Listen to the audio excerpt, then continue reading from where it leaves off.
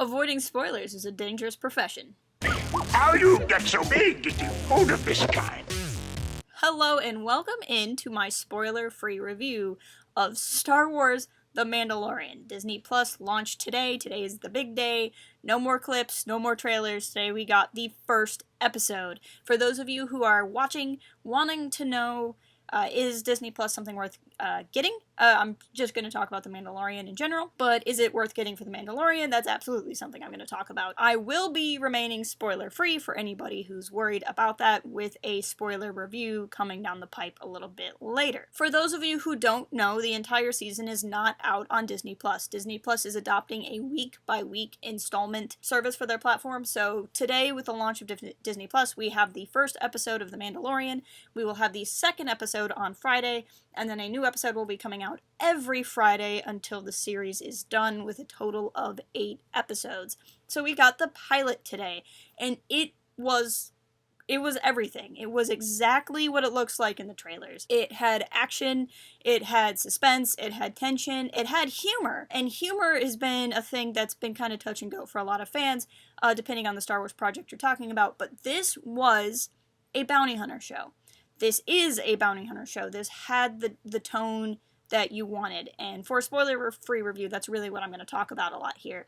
See, it's been a big debate around Star Wars, whether or not Star Wars should always be what we see in the movies, or is Disney Plus a chance to be something different? How violent can Star Wars get? How gruesome can Star Wars get? And if having a streaming service was going to make it too intense or not. And there are some people who really want Star Wars to be more of a premium type show with a lot more fighting, a lot more action, and there are some who want Star Wars to kind of stay the same. A lot of times series like this might try to compromise poorly in such a way that it upsets everyone, right? No one gets what they want. This is the opposite. This was the exact compromise it needed to be. There is a lot of fighting. There is a lot of action. This is not, we're just gonna stun the guy because there's no reason to really kill him. You know, it was very intense. You see the shot in the trailer of the guy getting cut up by the door. There's different things like that throughout the show, but it's not a gory show. It's not a blood show. It's not a show that you necessarily can't show your kids. Just because they're on a premium service, they're not swearing all over the place. They're talking about bigger, more quote-unquote adult things, but it's done in this Star Wars sort of way, where if you want the more mature content, it's there, but it's not to the detriment of, you know, younger audiences. Now, I wouldn't have your 5-year-old watch it necessarily. Maybe your 5-year-old can. I don't know your 5-year-old if you have one. It's not targeted for kids. It's not a show for kids, but I also don't think it was something that you have to avoid showing kids in general, depending on the particular sensitivities of your child that only you can know. There is violence, there is fighting, there is peril, so if your kid can't handle that or responds adversely to those things, no, you don't want to show your kid that. But if your kid is fine watching most superhero movies, you're probably gonna be fine. They might not be as into it because it's not targeted for them, but it's not like for kids, it's just not made for kids, if that makes sense. But I mean, it's PG-13, so just it's in that range. Maybe not quite as bad as what you can get away with in a PG-13 film nowadays, maybe more like 1990s PG-13, but I thought it handled all of that well. The humor's great. It's not slapstick humor, which I know some people have issues with. I personally like slapstick humor, but it would have been very out of place in the show. I know Taika Waititi has a character in the show who's in the trailers, and we see him, and I was kind of worried that it was just going to be like Korg as a robot, and I love Korg, but that's not what it was. It wouldn't have fit the show. There's a kind of like a nervous tension humor throughout. There's just, you know, oh my gosh, this is what we're dealing with now kind of humor. I don't know, it worked really well. It was a very mercenary-like sense of humor. If you want to know more about Mandalorian culture, you get to see more about Mandalorian culture.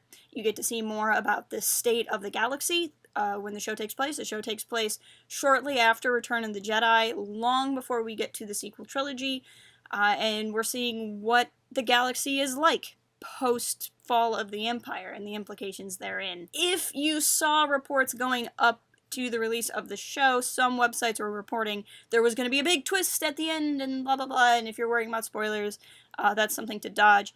I would say be careful about spoilers for the show.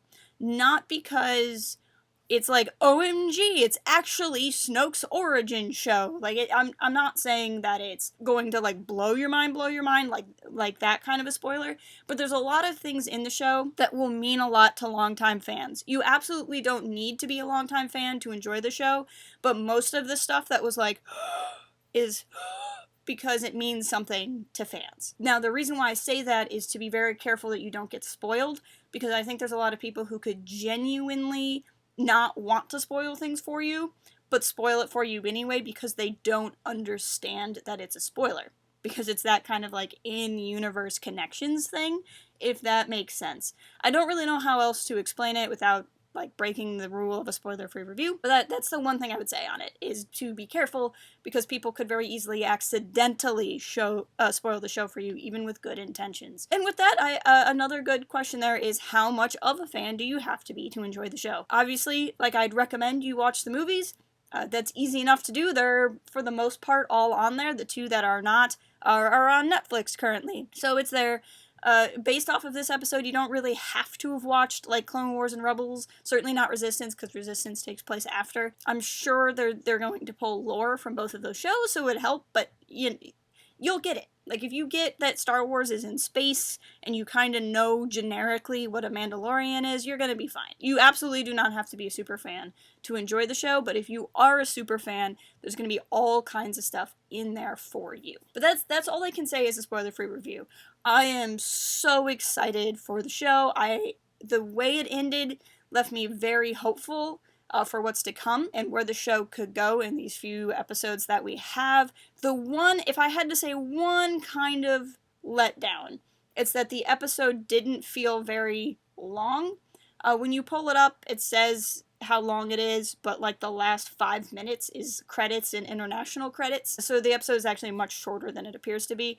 It's not so short that it feels rushed. Like, there's nothing wrong with its duration. It's just I was hoping for like 45-minute episodes, and it's not a 45-minute episode. It's probably closer to 35 minutes. That's the only kind of but that's not because it's bad, but because I want more, right? Like, I want more of the show, and there's always the chance that subsequent episodes will get longer as they go. But those are my thoughts. Let me know if you have seen the show, if you enjoy it. Please, because this is a spoiler-free review, don't put spoilers in the comments in the section of this video. Make sure you're following us on all of the socials. Until next time, keep it real and fly casual. Cooking can be fun.